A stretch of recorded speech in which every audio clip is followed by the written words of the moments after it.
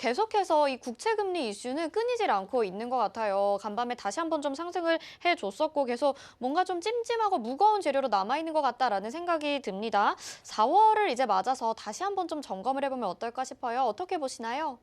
예, 그래도 이제는 변화의 시그널도 나타나고 있고 또 그러한 인플레이션에 대해서 배경 요인과 전망을 할 수 있는 그러한 의사소통을 패드 쪽에서 시작했다라는 점을 또 주목할 필요가 있다라고 생각이 됩니다.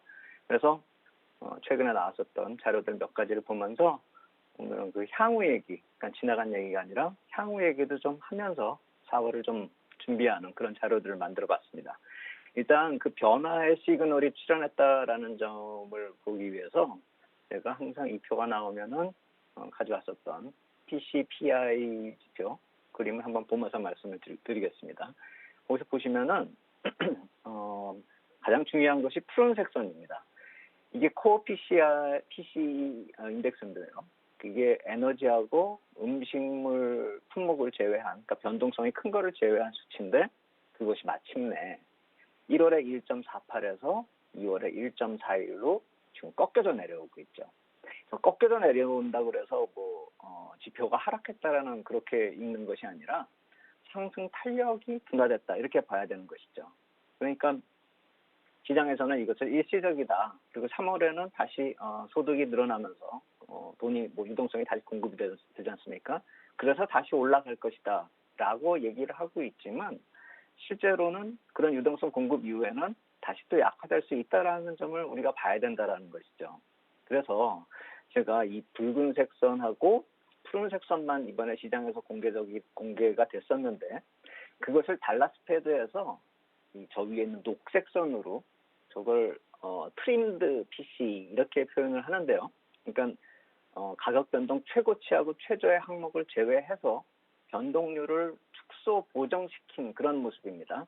그래서 그것을 보면은 지금 푸른색 선하고 붉은색 선이 이렇게 엇갈리고 있는 이유가 아까 말씀드린 에너지하고 음식물 때문인데 그렇게 변동성이 다 큰 것들을 다 제외해버리면은 이러한 녹색, 그린색 선처럼 중장기적으로는 계속 하향 추세에 있다라는 점을 우리가 놓치면 안 된다라는 것이죠.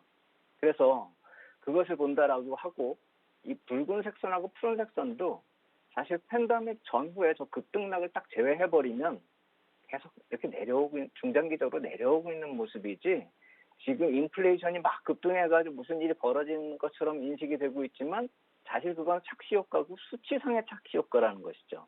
그러니까 내려왔던 것이 올라왔고 팬데믹 이후에는 사실 금리가 신고가로 올라가는 것이 맞는데 그 밴드가 어디까지로 그 레인지가 어디까지 들어왔느냐 보면은 팬데믹 이전 수준으로 다시 돌아왔을 뿐이다라는 것이죠.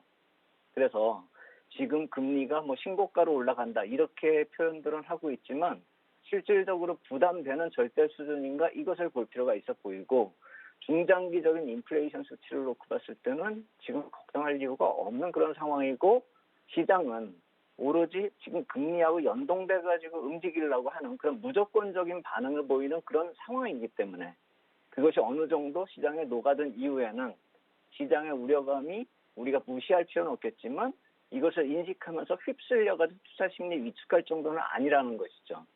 한마디로 줄이면은 지금 나타나고 있는 금리에 대한 부담은 너무 낮아졌었던 것이 올라왔기 때문에 정상화된 것에 대해서 부담감을 가지는 것이지 예전과 비교했을 때는 그렇게 큰 문제가 될 상황이 아니다. 우리가 걱정할 필요가 없다. 다시 한번 말씀을 드리겠습니다.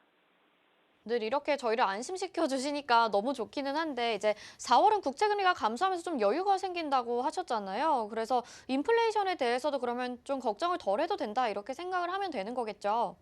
그렇죠. 그래서 이제 앵커님이 이렇게 안심이라도 시켜주니까 고맙다 이렇게만 생각할 것이 아니라 우리가 구체적으로 막 따져 보면은 제가 그러니까 안심시켜 드리려고 설명하는 것이 아니라 제가 말하는 팩트를 같이 공감을 하시면은 안심이 되셔야지 그게 정말이죠.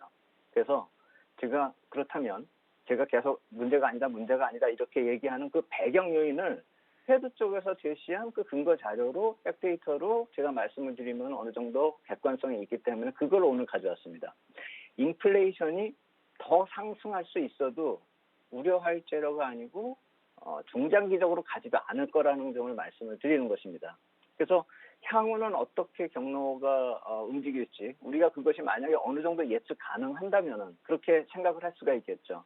그래서 페드가 지난주부터 자료를 공유하면서 그러한 시도를 하고 있는데 그 몇 가지 중요한 자료를 보면서 향후 전망도 한번 보겠습니다.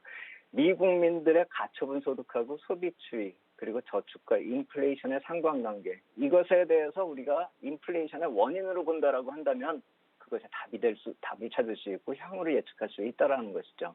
그래서 개인 소비하고 소득 간의 상관관계 먼저 표를 보시면은 붉은색 선이 소득이고요. 그리고 푸른색 선이 소비입니다. 팬데믹 당시에 보면은 유동성이 확 풀려버리니까 붉은색 선 소득은 확 올라가 버리는 거죠. 이번에 돈을 직접 줘버렸으니까요.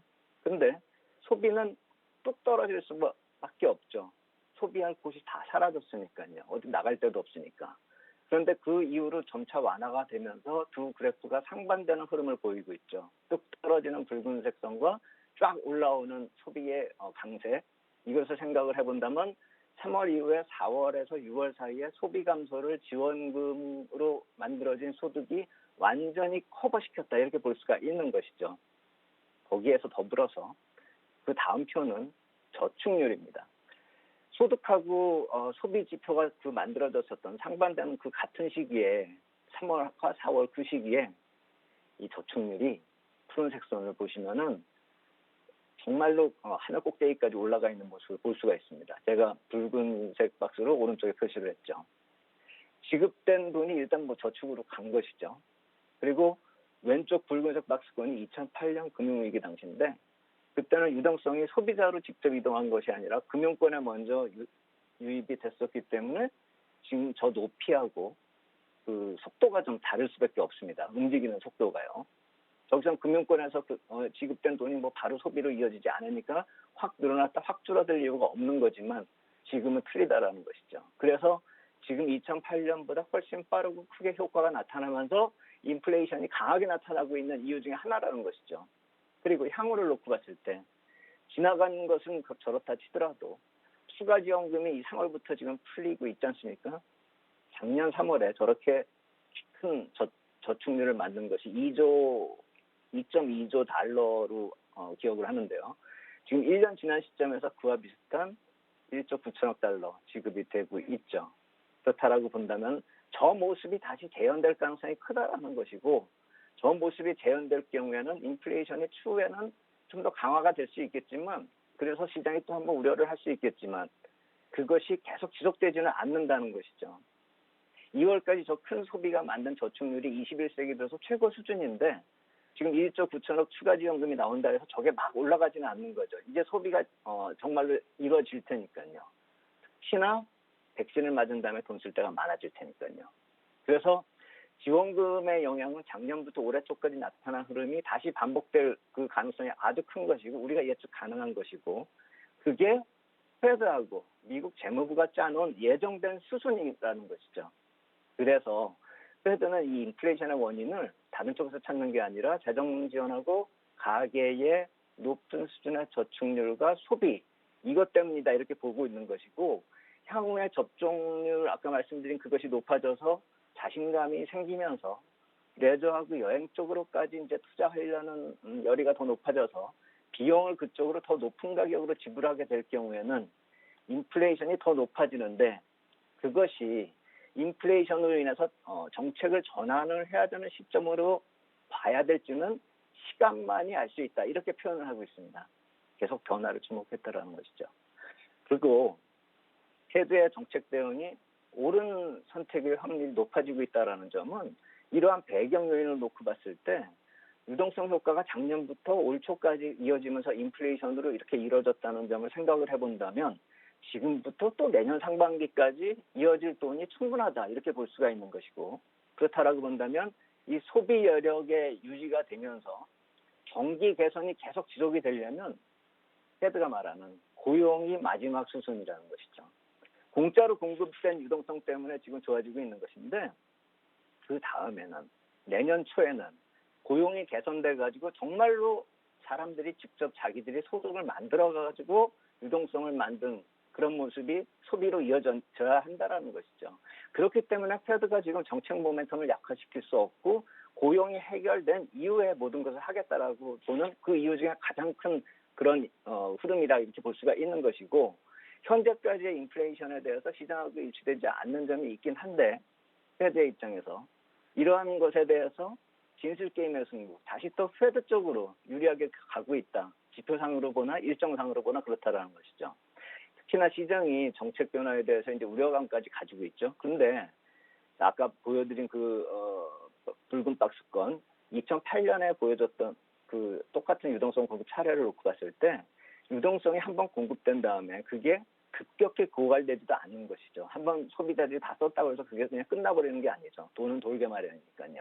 근데 경기가 만약에 일단 개선이 된다면은 경기가 개선이 안 되면 큰 문제지만 개선이 되면은 그 긍정적 흐름이 정책 전환 이후까지 그 저축률 같은 그래프들을 봤을 때 소비 지표나 뭐 이런 걸 봤을 때 계속 이어져 왔다라는 것. 2018년까지 이어져 왔다라는 것이죠. 그래서 정책이 전환돼도 어느 정도 유지가 된다라고 한다면은 지금 걱정할 단계까지 오지도 않았고 설사 페드가 정책을 바꾸는 모습이 가시화된다 하더라도 바로 어떠한 부정적인 모습이 나타나지는 않을 것이기 때문에 지금 우리가 이 시점에서 걱정할 필요는 없는 것이다. 향후의 인플레이션은 약화될 수가 있고 중장기적으로는 긍정적인 변화 모멘텀이 훨씬 크다라는 점을 우리가 인식할 필요가 있겠다 이렇게 말씀을 드리겠습니다.